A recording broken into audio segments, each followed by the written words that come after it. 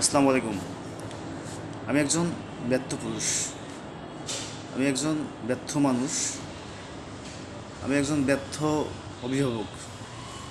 দেখুন, পরিবারের কাছ থেকে আমাকে দূরে থাকতে হয়। 3-4 মাস পর পরিবারের সাথে দেখা হয়, সাক্ষাৎ হয়। দেখুন, আমি একটা ভালো চাকরি করি না, আমি ভালো ছাত্র ছিলাম না, আমি ভালো একটা প্রতিষ্ঠানে পড়াশোনা করতে পারিনি। কারণ আমি 5-6 জন আমার পরিবারের সদস্য ছিল, এজন্য এমনটা হয়েছে। দেখুন, আমার বাবা একজন কৃষক ছিল। আমার বাবা 5-6 জন পরিবারের সদস্যদের চালাতেই কষ্ট হতো, জন্য তার কাছে হাজার শুকর। সে যে আমাদেরকে বাঁচিয়ে রেখেছিল, এটাই বিশাল পাওয়া।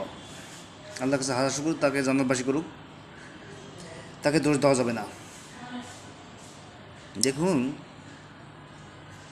জীবনটা কত কষ্টের, এটা গরিব হলে বোঝা যায়।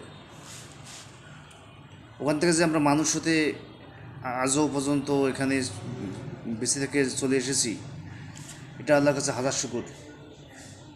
আল্লাহ আমাদেরকে বেঁচে রেখেছেন। এখন দেখুন, আমি যে প্রতিষ্ঠিত হতে পারলাম না, ভালো একটা চাকরি করলাম না, পরিবারকে সময় দিতে পারি না, আল্লাহর কাছে কি বলবো? আল্লাহ যে আমাকে বেঁচে রেখেছে, এটাই বিশাল। আল্লাহ যে আমাকে এখানে টিকে রেখেছে, এটা আল্লাহর কাছে হাজার শুকর।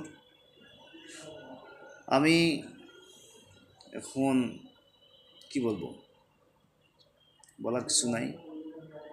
আল্লাহ আমাকে যেন সঠিকভাবে রাখে, সৎভাবে যেন থাকতে পারি। আল্লাহ যেন দিনকাল নর্মালিভাবে নিয়ে যায়। আল্লাহর কাছে হাজার শুকর। আল্লাহ যেন সাদাসিধেভাবে জীবনযাপন করার হেল্প করেন। আল্লাহর নাম সবসময় নেই, কিছু বলার নেই, কিছু করার নেই।